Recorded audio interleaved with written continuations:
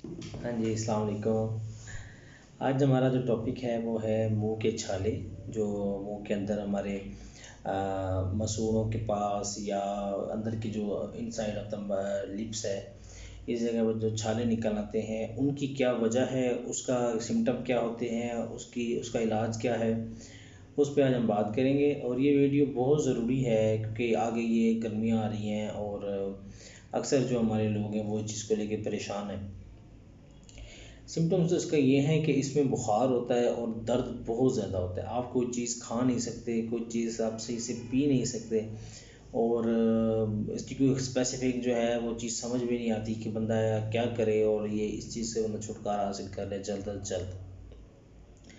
तो इसकी जो सबसे पहले हम वजूहात पे बात करें तो इसकी वजूहात में सबसे अहम वजह ये है कि अगर ऐसे लोग जिन लोगों ने अपने दांतों पे ब्रेसिस लगवाए हुए हैं या उनको उनका मैदा गर्म है, वो एंटीबायोटिक्स ले रहे हैं, उनका किसी और चीज़ का कोई और मसला है, किसी किस्म की वो दवाई ले रहे हैं, तो उसमें ज़्यादा चांस होता है कि मुंह में छाले निकल आते हैं। इसके अलावा इसके कुछ और कॉजेज़ हैं, वो मैं आपको स्पीड में बता देता हूँ। अगर आपने कोई गेम खेल रहे हैं, कोई चोट लग गई है, उसकी वजह से हो सकता है। इसके अलावा आप ब्रश जो है वो बड़ी तेज़ी से अगर ब्रश करते हैं, तेज़ तेज़, और आपका ब्रश नरम नहीं है, सख्त ब्रश करते हैं, तो उसकी वजह से भी ये हो सकता है। इसके अलावा आपका टूथपेस्ट जो है वो ठीक ना हो, ठीक है, किसी लोकल सी कंपनी का हो, अच्छा ना हो, उसकी वजह से भी हो सकता है। इसके अलावा अगर आप एक वो जो नीले पीले रंग के आजकल लोकल से माउथ रिंसर आए हुए हैं गरारे करने के लिए, मुंह के अंदर खुशबू पैदा करने के लिए, जो अब अक्सर लोग इस्तेमाल कर रहे हैं, उसके इस्तेमाल से भी हमारे मुंह में जो है मुख्तलिफ़ किस्म के छाले निकलना शुरू हो जाते हैं। और इसके अलावा जो है कुछ लोगों को फूड एलर्जी होती है। फूड एलर्जी में जैसे कि कुछ लोगों को स्ट्रॉबेरी से, आड़ू से, इसके अलावा नाशपाती से, मुख्तलिफ़ किस्म की चीज़ों से एलर्जी होती है, उसके इस्तेमाल करने से भी मुंह में छाले निकल आते हैं।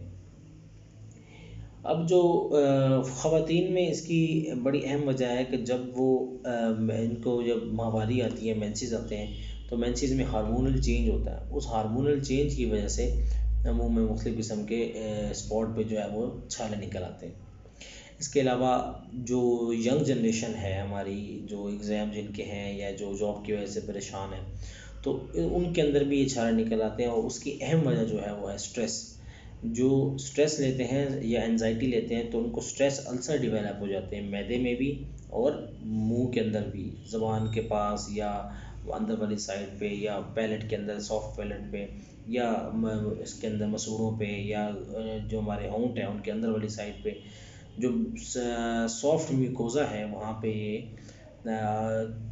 अल्सर डेवलप हो जाते हैं। इनको कैंकर सोर्स भी कहते हैं, कैंकर सोर्स। तो इसके अलावा अगर कोई बैक्टीरियल डिजीज़ है या कोई वायरल अटैक है, जैसे कि HIV, जैसे कि हर्पीस, इस तरह के डिजीज़ में भी जनरली जो है वो माउथ के अल्सर डेवलप हो जाते हैं। इसके अलावा एक डिज़ीज़ है बेसेट डिज़ीज़। उसमें ये होता है कि हमारी पूरी बॉडी सूज जाती है। इस डिज़ीज़ में भी हमारे माउथ में अल्सर डेवलप हो जाते हैं। सिम्टम में इसका सिर्फ पेन है और बुखार है। इसके अलावा इसका कोई सिम्टम नहीं है। पेन बहुत शदीद होता है, कुछ भी नहीं आप ले सकते।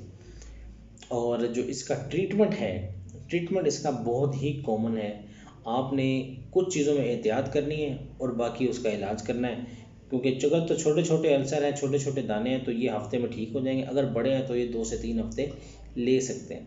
करना आपने यह है कि कुछ चीज़ों में एहतियात करना है, जैसे कि आपने मसाले वाली चीज़ें नहीं खानी, आपने चिकनाई वाली चीज़ें नहीं खानी, आपने कोई ऐसी चीज़ें नहीं खानी जो सख्त हों, जैसा कि बर्फ़, जैसे कि रोटी, सख्त रोटी नहीं खानी। इसके अलावा जो चिकन या मटन की बोटियाँ जो चबाने में चबाई जाए, जो सख्त हों, वो नहीं खानी। इसके अलावा आपने जो है वो कोई कैंडीज़ वगैरह इस तरह की चीज़ नहीं लेनी जो सख्त हों। आपने सिर्फ नरम ग़िज़ा का इस्तेमाल करना है, जैसे कि आप खिचड़ी, दलिया, इसके अलावा आप कचौरी बना सकते हैं, शोरबे में डुबा के रोटी को नरम करके ब्रेड का इस्तेमाल कर सकते हैं। ये चीज़ें आप खाएँ 2-3 हफ़्ते, क्योंकि इनको मसाले बिल्कुल नहीं इस्तेमाल करने। अगर आप मसाले इस्तेमाल करेंगे तो ये आपके फ़र्दर जो है ये ख़राब होंगे छाले। तो इनको क्योंकि आप थोड़ा टाइम देंगे सेटल होने के लिए, टाइम देंगे तो ये सेटल हो जाएगा। इस्तेमाल आपने क्या करना है, इस्तेमाल आपने ठंडे मशरूबात इस्तेमाल करें। आप बर्फ़ जो है वो इसके ऊपर लगाएं। अगर आप चाय पीते हैं तो उस चाय का आप अक्सर देखें जो टी बैग वाली चाय होती है, उस टी बैग को आप लपेट के उसको टी बैग को यहाँ रखें अपने उस अल्सर के ऊपर। इसके अलावा मिल्क ऑफ मैग्नीशिया का दूध मिलता है बाहर मार्केट में, आम है, वो आप इसके ऊपर लगाएं। और baking soda powder, baking soda paste मिलता है, वो बेकिंग सोडा पेस्ट आप इस पर लगा सकते हैं। ग्लाइसरीन लगा सकते हैं। सोमो जेल के नाम से एक जेल आ रही है, सोमो जेल, आप वो लगाएं। सोमो जेल का तरीका इस्तेमाल ये है कि आप इसको मुंह पे लगाएं दिन में 4 से 5 दफ़ा, और बेसन पे मुंह करके खड़े ऐसे नीचे करके झुका के खड़े रहें। जो लुआब है उसको बाहर गिरने दें बेसन पे। जब भी आपको लगे कि लुआब गिरना बंद हो गया या मुकम्मल तौर पर ये ड्राई हो गया, तो उसमें आप टैप वाटर से या ठंडे पानी से कुली कर लें। गर्म पानी इस्तेमाल नहीं करना, ठंडा पानी या टैप वाटर इस्तेमाल करके आप उससे कुली कर लें। और इसके अलावा आप टॉपिकल पेस्ट इसके कुछ मिलते हैं, पेस्ट होते हैं, जैसे कि मुख्तलिफ़ किस्म के आप जाएँ तो मार्केट में माउथ अल्सर के लिए पेस्ट मौजूद हैं, आप वो पेस्ट भी लगा सकते हैं। जो इसका असल इलाज है वो है टाइम, वक्त देंगे इसको, इन चीज़ों से परहेज़ करेंगे तो आपकी जो माउथ अल्सर है ये आहिस्ता आहिस्ता ख़त्म होना शुरू हो जाएगा। अगर बड़े हैं तो 2 से 3 हफ़्ते लगेंगे, अगर छोटे हैं तो 1 हफ़्ता या 2 डेढ़ हफ़्ता लग सकता है।